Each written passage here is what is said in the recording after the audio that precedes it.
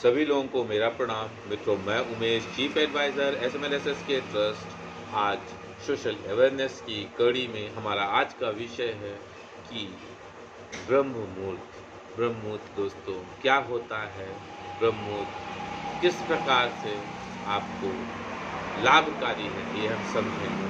दोस्तों, सबसे पहले तो हम वैज्ञानिक दृष्टि से आयुर्वेद और न्यूरो साइंस को मिलाकर समझेंगे कि 24 घंटे में 30 जो मुहूर्त होते हैं उसमें 48 मिनट का एक मुहूर्त होता है, और अगर सूर्योदय 7 बजे हुआ तो 48 + 48 मतलब 5:24 पर आपका ब्रह्म मुहूर्त शुरू होएगा, और 6:12 मतलब 48 मिनट तक आपको ब्रह्म मुहूर्त चलेगा।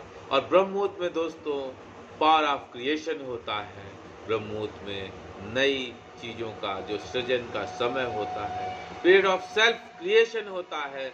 यह वह समय है जिसमें आपकी पकड़ पास्ट में बहुत कमज़ोर हो जाती है और आप पास्ट से अलग होकर कुछ नया सृजनात्मकता पैदा होती है, कुछ नई क्रिएटिविटी होती है, कुछ नई उत्पत्ति होती है, कुछ नई चीज़ों का जो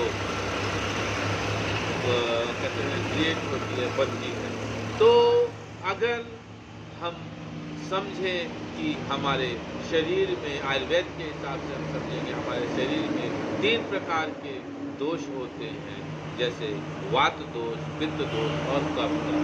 और दोस्तों इन तीनों दोषों को अगर संतुलित ढंग से आपके शरीर में रहते हैं तो शरीर उन्नति करती है, प्रगति करती है और अच्छे ढंग से कार्य करती है। लेकिन अगर इसमें संतुलन डिसबैलेंस हुआ तो इसमें बहुत सारे विकार, प्रॉब्लम्स क्रिएट होती है। और हम समझेंगे इन तीनों दोषों में सबसे प्रमुख है वात का दोष। और दोस्तों वात दोष आपका सांस लेने से लेकर आपके ब्लड सर्कुलेशन तक, आपके ब्लड सर्कुलेशन से लेकर आपके हिचकी लेने तक ये इसका महत्व है। और दोस्तों जैसे कफ दोष से हमें 20 प्रकार की बीमारी होती है, पित्त दोष से हमें 20-40 प्रकार की, लेकिन वात से हमें 80 प्रकार की। तो हम समझेंगे कि वात को बहुत ही अधिक बैलेंस रखेंगे और इसका असर हमारे मन पर भी, अगर वात डिस्टर्ब हुआ, असंतुलित हुआ तो हमारे इस मन पर भी इसका बहुत ही गहरा असर पड़ता है। इससे लोगों के अंदर निराशा, हताशा, उत्साहहीनता आ जाती है अगर वात में संतुलन में गड़बड़ी आई, और व्यक्ति बहुत ही अधिक अकेला महसूस करता है दोस्तों। और वात का जिस समय 2 बजे से प्रातःकाल सुबह 6 बजे तक ये बहुत प्रबल होता है। इसीलिए कहा जाता है कि जो व्यक्ति ब्रह्म मुहूर्त में उठता है और अपनी बॉडी को बहुत जल्दी एक्टिव कर लेता है तो इसका असर अपने आप समाप्त हो जाता है। और जब इसका असर समाप्त हो जाता है और बॉडी में संतुलन के साथ इसका फैलाव होता है तो जो पीनल ग्लैंड है दोस्तों, इसमें जो मेलाटोनिन है वो बहुत ही चरम पर होता है, बहुत ही पीक पर होता है। और यही सही समय होता है खुद को जानने का, खुद को समझने का। और दोस्तों इसके लिए आपको चाहिए कि आप रात्रि में बहुत ही हल्का लाइट भोजन कर ही सोएं, जिससे सुबह आपको ब्रह्म मुहूर्त में अधिक से अधिक पॉजिटिव एनर्जी के साथ इसके फ़ायदे हो सके। और दोस्तों सेरोटोनिन मूड जो एलिवेटर हार्मोन्स है, ये हमारे दिमाग में बहुत ही अच्छा संदेश भेजता है। और जब जितना ही अधिक ये मैसेजिंग करता है, डेवलप बढ़ता है, उतना ही अधिक अच्छे संदेशों का फैलाव होता है। और ब्रह्म मुहूर्त के समय है दोस्तों जो हमारा नेसेंट ऑक्सीजन है वो सबसे अधिक इसमें ये आपके हीमोग्लोबिन में मिलकर जो आपके खून के साथ मिक्स हो जाता है, तो ये बॉडी जो आपको बहुत अधिक इम्यून सिस्टम आपको बहुत पावरफुल बनाता है। और कहीं ना कहीं इससे हमारे बॉडी में बहुत ही अधिक जो रोगों से लड़ने की जो क्षमता है वो बहुत बढ़ती है। और हम और आप सभी जानते हैं कि अगर हमारा और आपका शरीर स्वस्थ है तो हम जो भी कार्य कर रहे होते हैं उसको दुगने उत्साह के साथ, बड़े ही मनोयोग के साथ करते हैं। और जैसे दोस्तों कहा भी गया है कि स्वस्थ शरीर में ही स्वस्थ मस्तिष्क का निवास होता है। इसलिए हमारा और आपका ये परम कर्तव्य है कि हम अधिक से अधिक अपने बॉडी को फिट रखें, इसकी केयर करें, क्योंकि दोस्तों जब मन के हारे हार है और मन के जीते जीत है। जब हम अपने आप को अंदर से उत्साहित रखेंगे, मोटिवेट करके रखेंगे, ऊर्जावान रहेंगे, तो दोस्तों जिस भी कार्य को हम करेंगे उसमें जो उसकी गुणवत्ता है, जो उसकी गति है, सभी चीज़ों में इजाफा होगा, बढ़ोतरी होगी।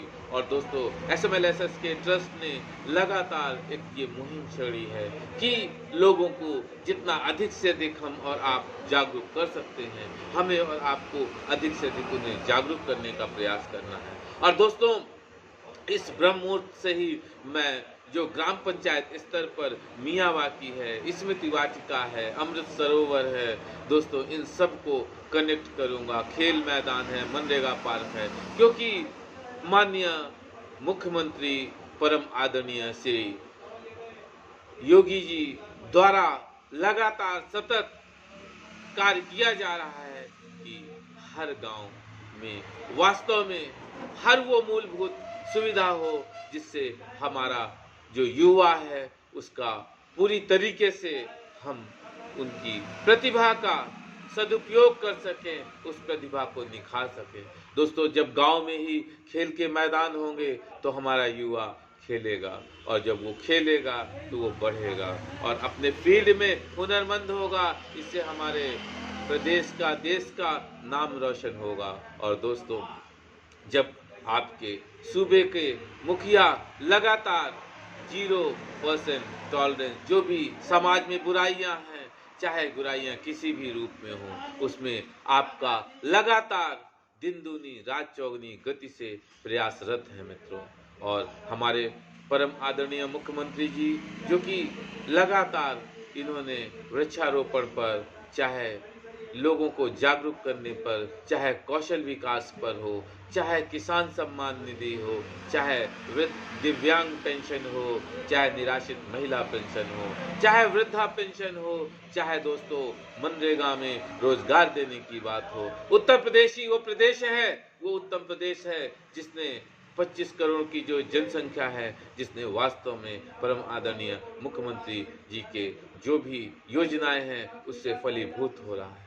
और ये हमारा और आपका परम कर्तव्य भी है कि हम माननीय मुख्यमंत्री जी की जो भी ऐसी ड्रीम प्रोजेक्ट हैं, योजनाएं हैं, जिसमें हमारा युवा गति देने का काम करेगा, दोस्तों हर युवा को लगातार जुड़कर प्रयासरत होकर चीज़ों को उसकी मंजिल तक पहुंचाने का काम करते रहें। और दोस्तों युवाओं के लिए जो बहुत बड़े बृहद स्तर पर कहीं ना कहीं समाज उनको के कुछ ऐसे अराजक तत्व जो उनको नशे में जकड़ रहे थे, उनके लिए भी ये एक बहुत बड़ा चाबुक है कि जब नशा ही नहीं रहेगा तो युवा कैसे नशा पाएगा, और वो कहीं ना कहीं जो समाज की सही रास्ता है, सही दिशा है, पुनः वो लौट के आएगा। जैसे हमने और आपने एक मूवी भी देखी थी, अब लौट चले। कहने का मतलब है दोस्तों दूर के ढोल सुहाने होते हैं, और आप जहाँ भी रहें, जिस जगह भी रहें, उस जगह में